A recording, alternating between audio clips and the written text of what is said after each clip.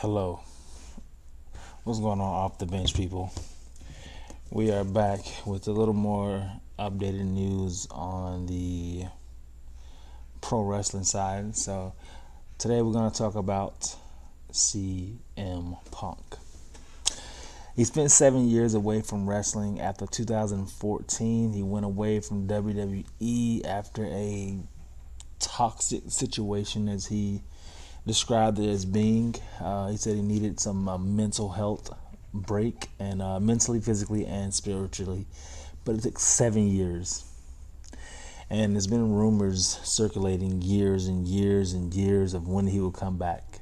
So some people kept hope. Some people thought it would never happen.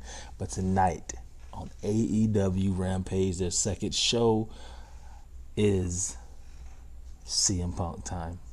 So let's see what's going on. So let's get off the bench and in the game.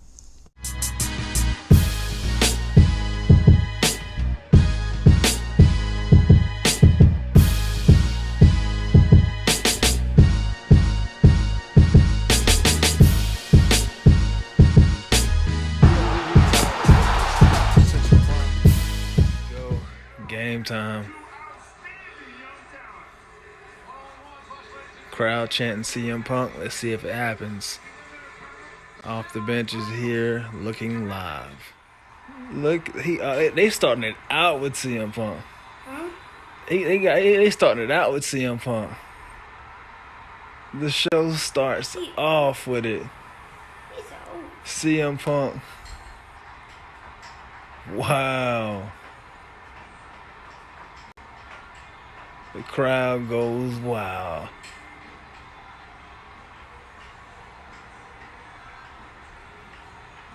The crowd goes wild.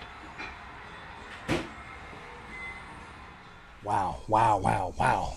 Wild is my first word, I would say, to describe the whole situation, the whole atmosphere, seeing the crowd, seeing the people. It's like, wow. It really is like, wow. And like I said, me personally, I grew up a wrestling fan. I was a big, fan of WWE. Well, it was F back then, but WWE and WCW. My favorite people was Rock, Stone Cold, Goldberg, Rey Mysterio, and stuff like that. And the CM Punk era was actually, it was a time that I wasn't necessarily watching wrestling at that time, because it just wasn't necessarily fixated to my liking. So I would watch it. If like The Rock showed up, I would watch it. People who I knew, I took a glimpse at it. But other than that, I was never a consistent watcher.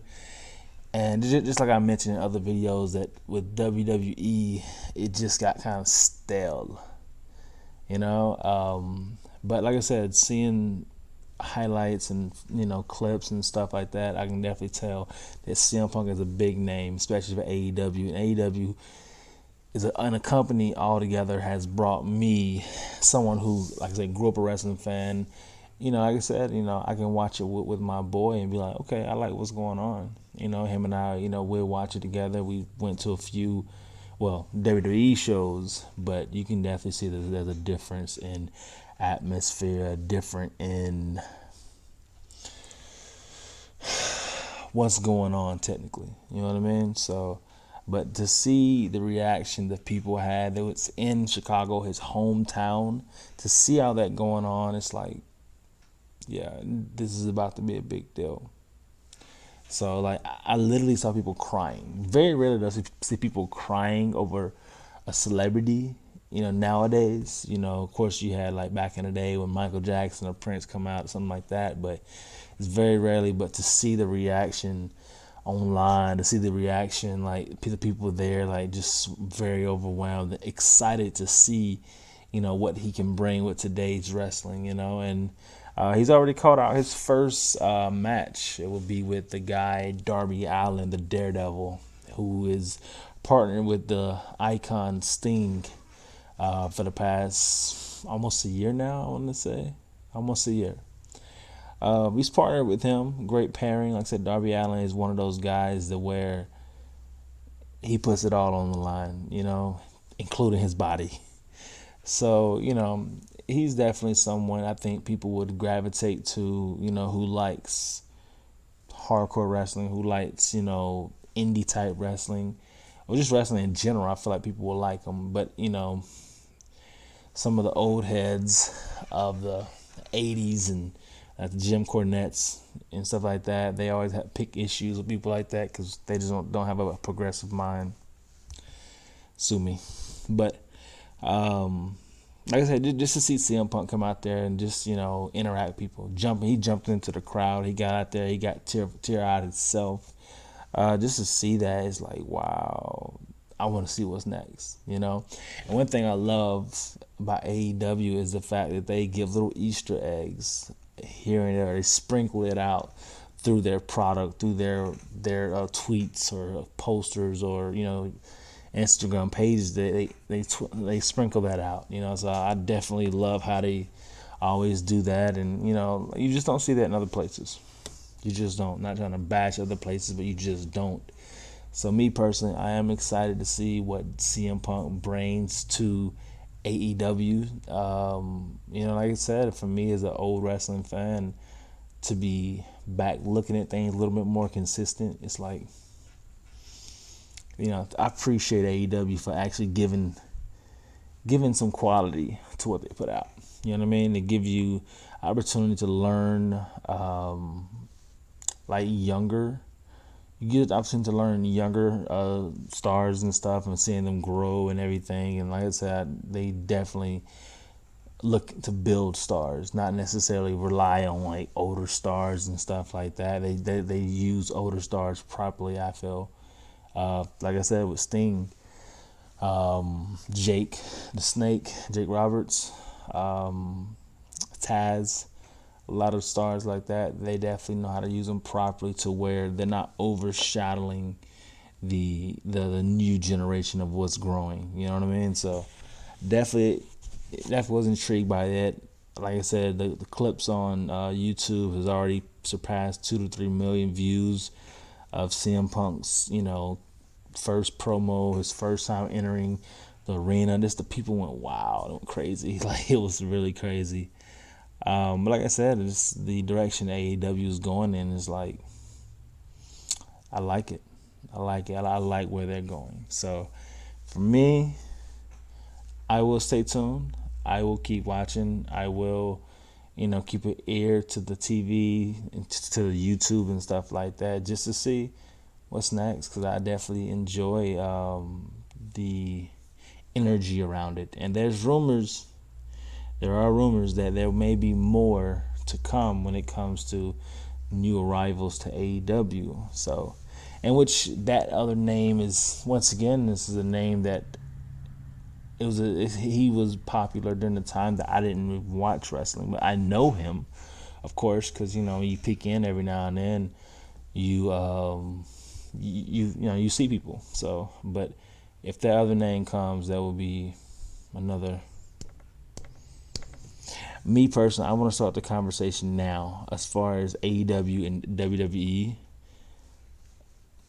I feel like AEW is tilting more to the bigger stars now. AEW. Who does AEW have besides Roman Reigns, Seth Rollins, Charlotte Flair, Becky Lynch?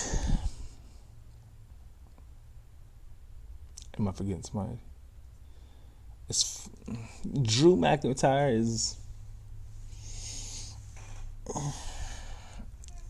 He's not The Rock. He's not Stone Cold. He's not Triple H. He's not.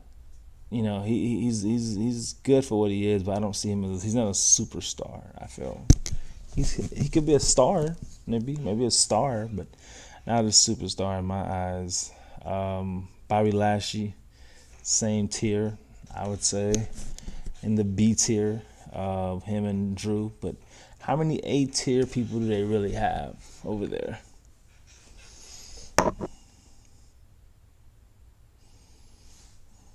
They lost Bray Wyatt. Like I said, I could be missing somebody. Like I said, I'm not too familiar with everything that they do. But yeah, they got Edge. But Can Edge, Roman, and Becky and Charlotte and them hold it down? I feel like I'm missing somebody. Because me personally, as far as A tier for AEW, like CM Punk, that's like two A tiers right there. Kenny Omega, I see him in that A tier. Cody Rhodes, he's in the A tier, for that company. Jericho, MJF, he's another guy that he's up there. He's definitely up there. I feel like those guys, the MJFs, the who else? MJF, Cody Rhodes. I think they're more over with fans than Bobby Lashley, than Drew McIntyre. They're more over. So, who else we got over there? Darby Allin. Come on. And people would disagree to say, no, Darby's not A tier. Darby, he's just a young guy just starting out, but he do a lot of A tier things. And when he comes out, a lot of A tier reaction type stuff happens. So to me, he's A tier. Of course, then our tag teams, you got the Lucha Brothers, you know what I mean? Who else? See, and I could be forget John Moxley. How do I forget him? John Moxley. They have him as well. They have a lot of top tier talent, and like I said, in a diluted locker room as WWE has. I mean, what legends do you have in there now? You don't have any potential legends that they're actually pushing. They have talent that they could get together and they could push, like Ricochet. Ricochet is someone who, it's like, why haven't you got behind him again? Like, why? AJ Styles. That's what I forgot. They do have AJ Styles. But can he carry the load? The Miz, another one. He's not utilized as a A-tier guy anyway.